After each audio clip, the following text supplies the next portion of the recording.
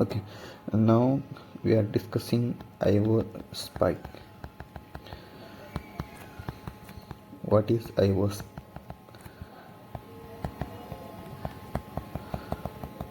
Okay, before that uh,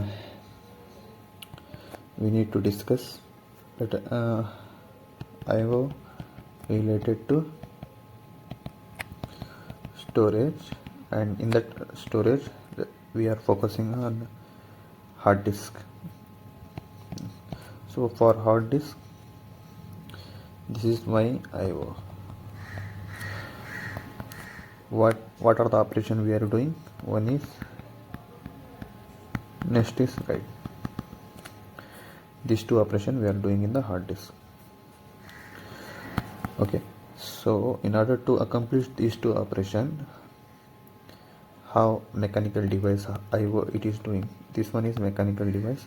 This contain one is maybe this one is pallet, this one is head, or we can say spinner head. It is moving top, bottom.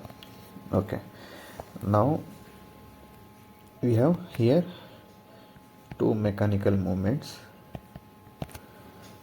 One is head movement.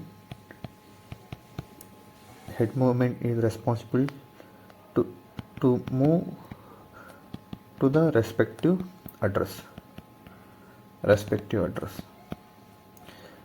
in forward backward direction. This is responsibility of the head movement. Next is spinner movement. Spinner take the responsibility of rotation. These two things we have to consider in order to calculate how much time. Next third thing is throughput. Throughput is nothing but per second how much amount of memory will be stored in hard disk, either store or read. That means whether we can able to write per second how much amount of memory, and for reading per second how much amount of memory we can able to read. That is the throughput from the hard disk storage point of view. Okay, now we know these three operations. For this IO, storage IO, request is came, request for all requests. Let us take, we are adding those requests in the queue.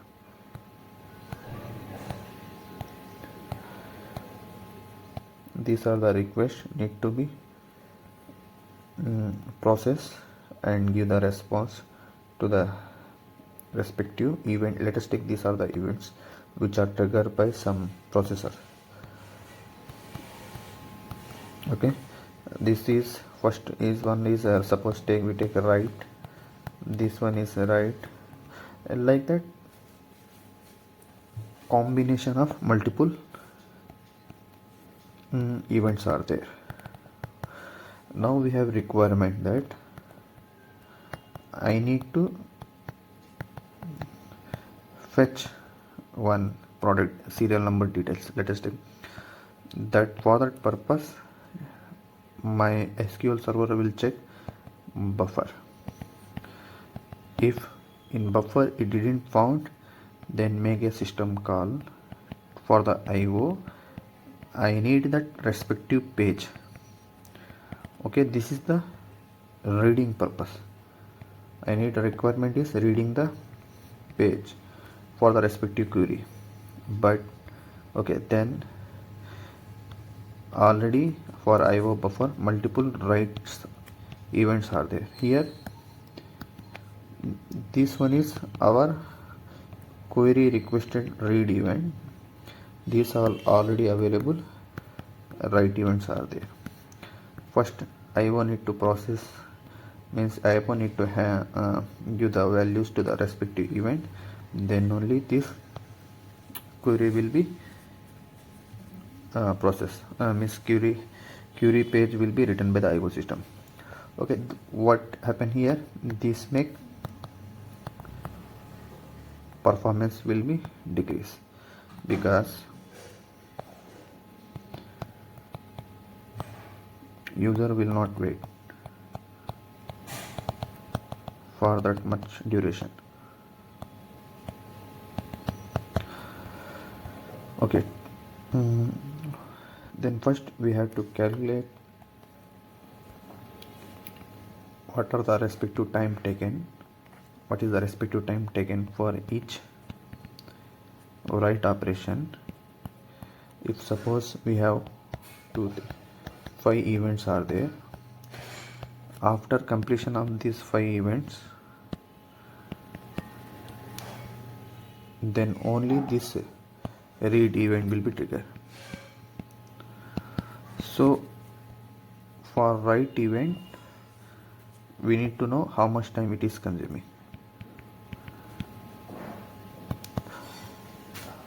and to calculate the time we need 3 things for hard disk. One is header movement time, this is the seek time. Next is rotation of the time, pallet rotation, that is spinning or maybe rotation time. Next is throughput time. Okay, for each write operation of the IO, these 3 things will be happen. So average header movement, that is seek time, is 12 milliseconds, and it will be changed from 2 to 12 milliseconds, or I can say 8 milliseconds. For rotation,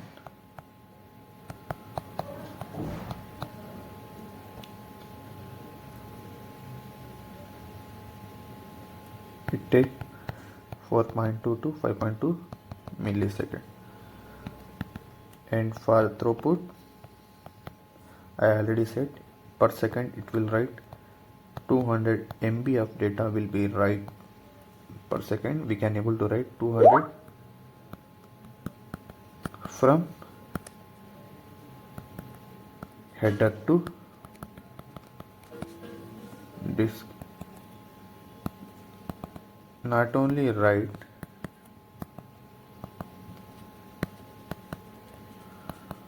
but also read.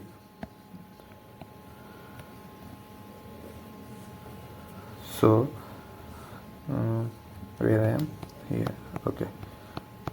So in this one 200 MB per second, this one is dependent on data.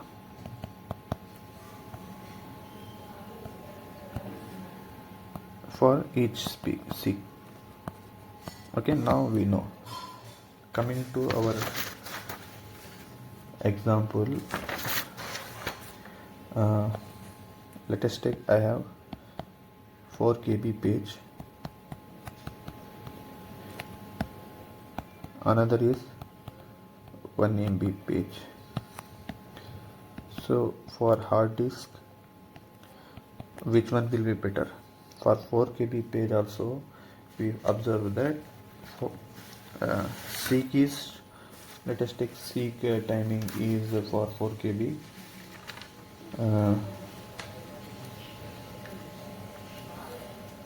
8 millisecond, and then spinning time is 4 millisecond. Then spinning means here rotation. Then throughput is 0.3 millisecond. We already said 200 to 400 MB per second, but it is 4 KB only. So average we can say 12 millisecond for 4 KB page.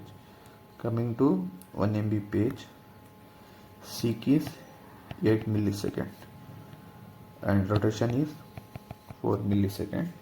But for 1 MB, after calculating it, we are getting, we can say 5 to 5 millisecond, let us take. So total 19 millisecond. This one is 1 MB, but this 1 MB is sequential.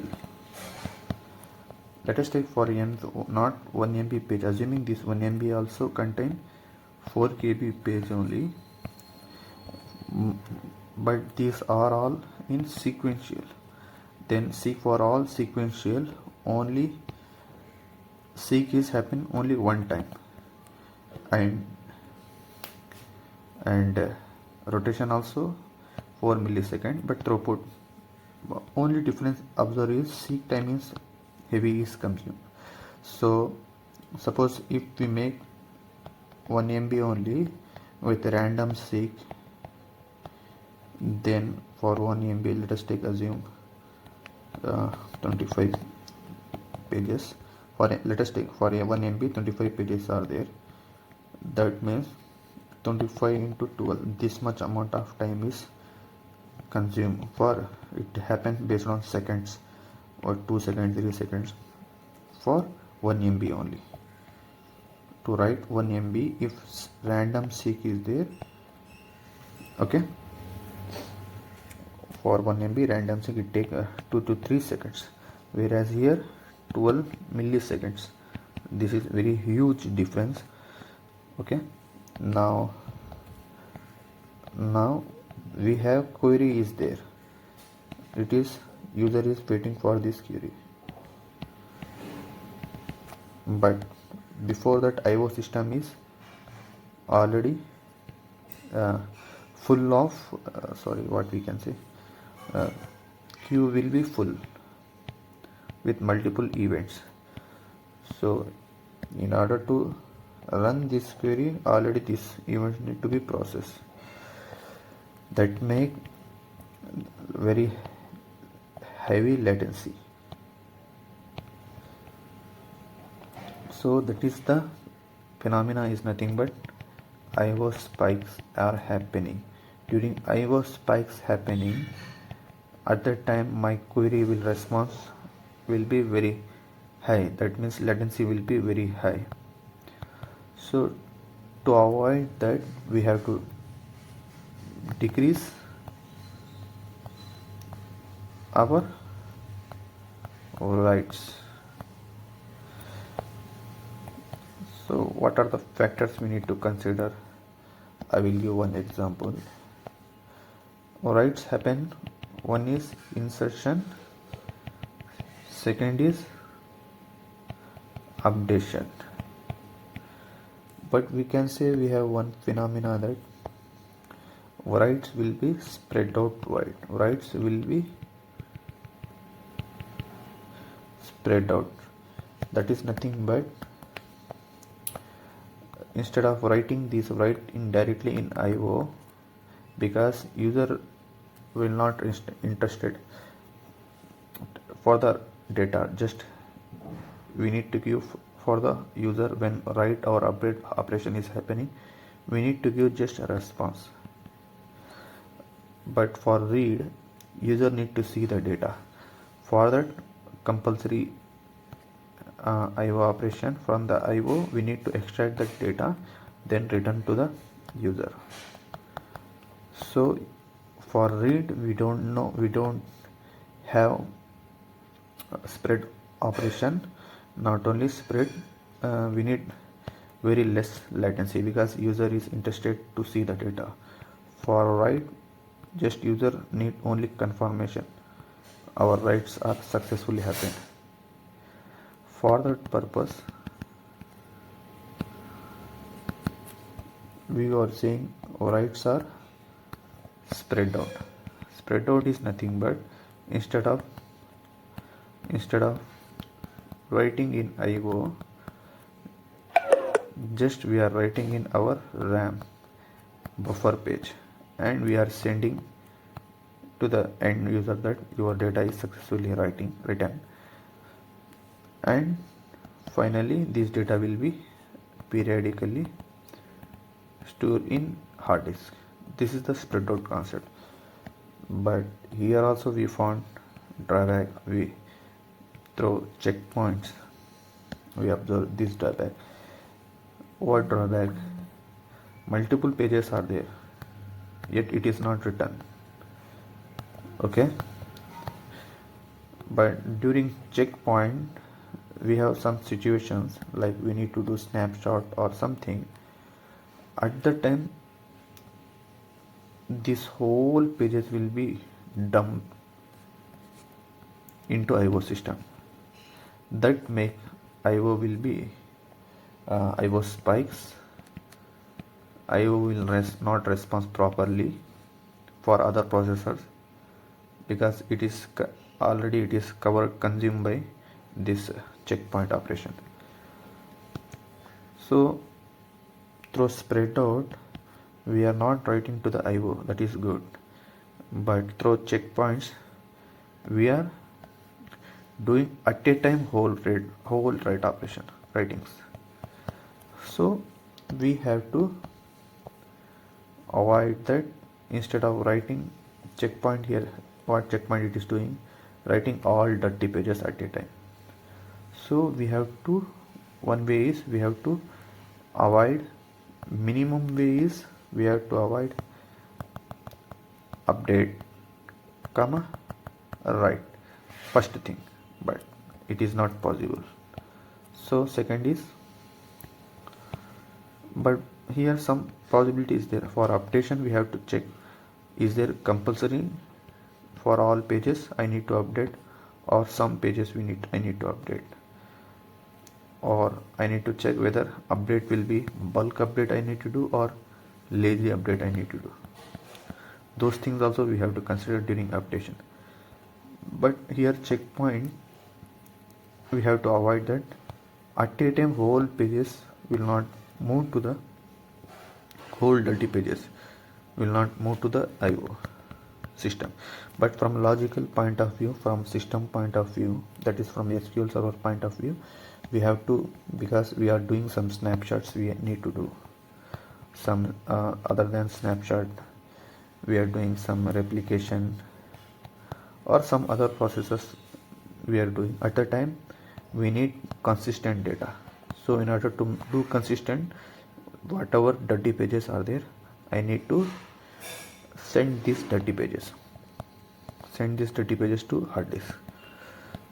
Okay, so we have to send all dirty pages to the hard disk. There here IO spikes are happening.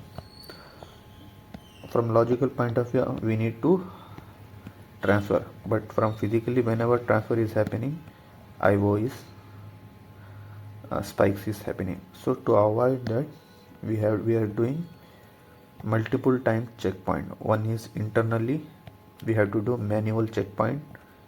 That means instead of waiting for certain duration, avoiding multiple pages are dirty.